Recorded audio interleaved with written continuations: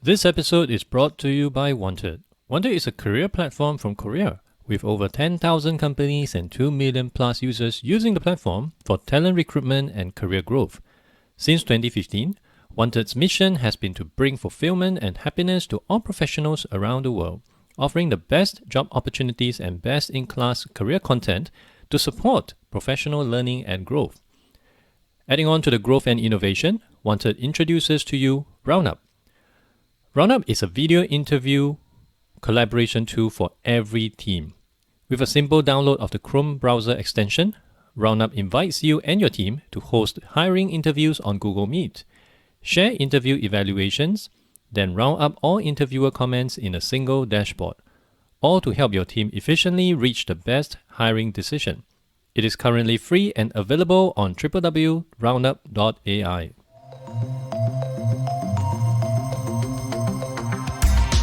Hi, I'm Adrian Tan, and this is my podcast where I deep dive into matters surrounding HR tech and the future of work.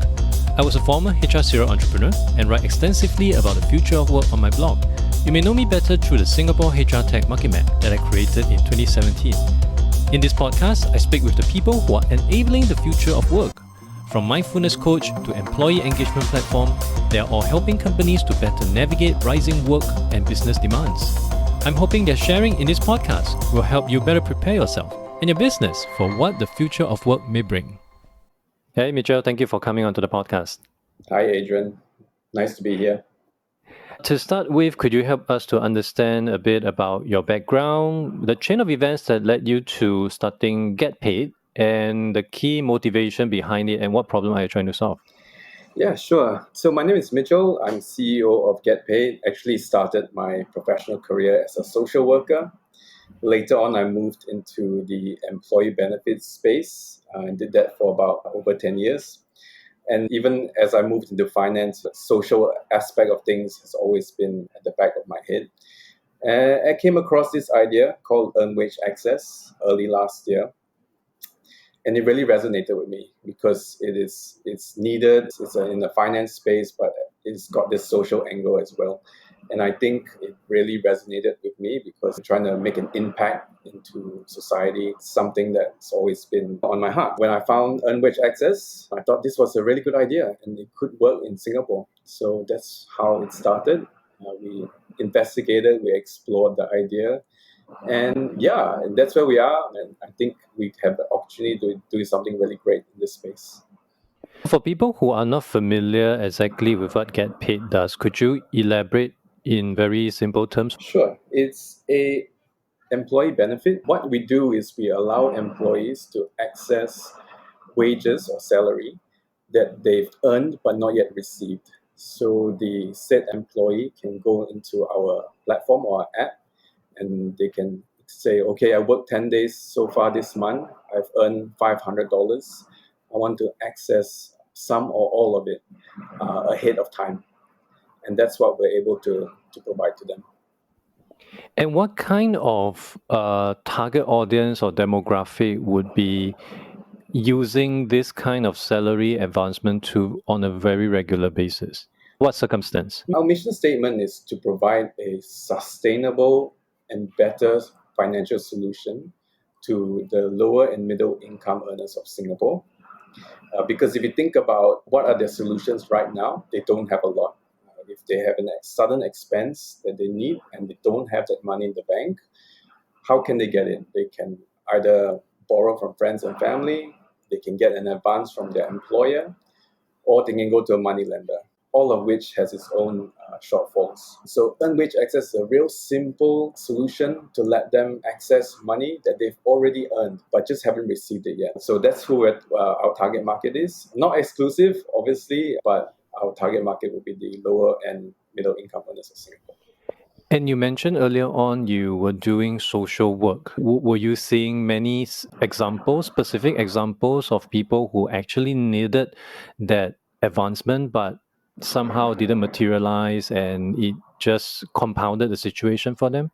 Yes, and that's why the common saying is they call it debt traps, right? Because predatory lenders out there, they structure the product in a way where they suck you in and it's really hard to get out if you're unable to pay back the amount of money on time. And this, during the course of my work, but even if you're not, you can Google payday lenders or money lenders, and it's quite common knowledge that it's a real problem. So compared to what we have right now, and I think I do remember seeing them being advertised very regularly on the newspaper, like what you mentioned earlier on, payday lender and all that. How different would your concept, as you call it, the earned wage access, be different in a very specific and technical way from all these payday lenders out there?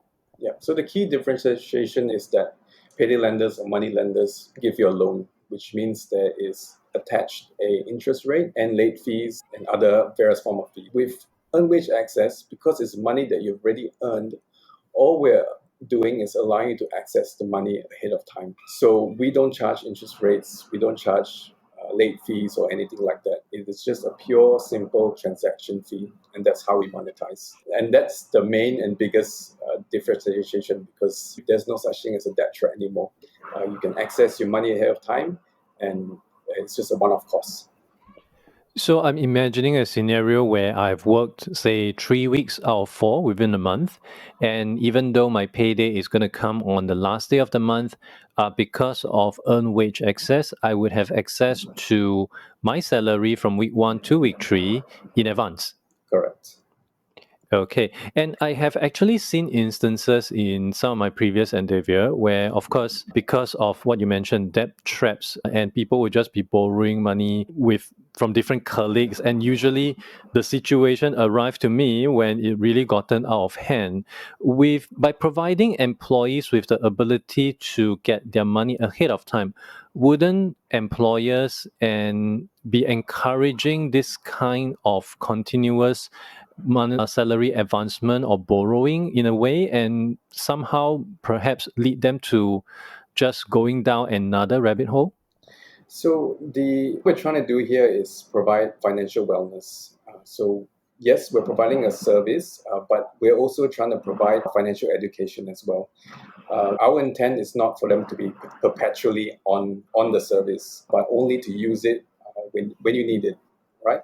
So a good example would be if an employee already has a debt, whether it be from a bank or a student loan or money lender, he's having trouble getting out of debt. Using EWA, earned wage access, the employee can get out of debt a lot faster and attain financial wellness.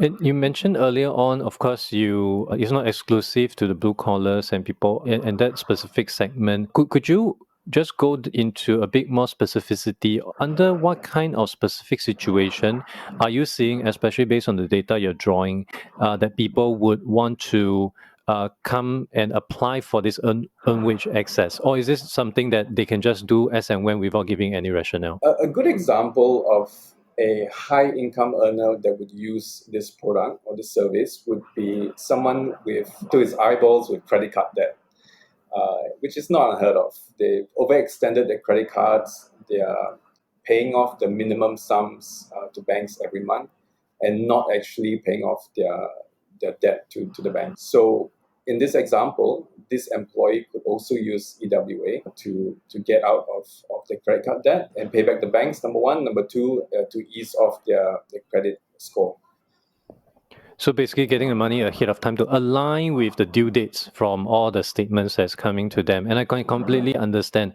At one point in my life, I was under a lot of credit card debt, a lot of loans, everything outstanding, and things come to you from different angle with different due dates. Sometimes you just cannot catch up. And when you start playing the Tai Chi game, getting money from this credit card to pay the other credit card, that is when things really go way out of hand and become really bad. And I just want to also understand from your perspective in terms of all these situations and all these habits. Personally, for myself, if I have to find someone to blame, I would probably blame there's no financial literacy in the national system. But having said that, of course, also blame a bit of myself lah. Never really had the initiative to pick up and learn more about financial management. You are definitely seeing a lot more than I do. Why do you think, and I think there's definitely data to back this, we are actually a very highly leveraged society. In your opinion, why do you think that is the case? What is lacking in terms of our ability to understand better financial concepts to prevent people from making the same mistake over and over again? Yeah, absolutely. It's financial literacy. Although it is out there, in my opinion and my experience, people are still people of a creature of habit, right? And impulse. That's why they put the nice looking things when you leave the grocery stores. They put the nice looking things right before you leave because they want you to grab it before you go. Because we're very driven by impulse. But financial literacy has always been there. At Google these days, you can find out pretty much everything that you want or need. But making it readily available and making it at the spot where people need it the most, I think that would be really good. So for us, eventually, what we want to do is that while we are offering EWA as a service, we also want to perpetuate good spending behavior, them good articles on how to save money or get out debt. These are things that we want to work towards, and I think it definitely should go hand in hand. And I do understand that GetPaid is also positioned as an employee benefit, meaning to say, and it does make sense since you're getting advancement from your salary, company also has to play a part to be integrated into this program. So walk us through, for a new company that might be keen to consider this, what would be expected from them? Because I would imagine this to be in the head of some of our listeners out there who are keen to consider but would be thinking, maybe a bit too much work, don't know whether it's worth my time or not. Yeah. So the technology plays a big part. So what we do is that we integrate our technology with their payroll software so that everything is seamless. I know on the offset, people always say, oh yeah, I think this could be quite a lot of work. But actually, because of technological advances, we're able to integrate seamlessly with the company's payroll or scheduling software, whereby everything is very, very easy and very simple. So what happens is that if the employee were to make a request, let's just call it $500, for example, we would pay the $500 to the employee first, minus the transaction fee. And then only at the end of the pay cycle will we consolidate all the transactions and bill to the employer like any other invoice. And you mentioned you would be, or rather you have integrated with some of the payroll software as well as a scheduling software out there. Which are the ones that are already an integrated partners with you? So some are informal relationships, but the ones that are formal, such as Telenox, we have an affiliation with them. Although informally, we have reached out to quite a few payroll software people, and we've explored informally that we are able to integrate. Although I don't think formally I'm able to mention their names.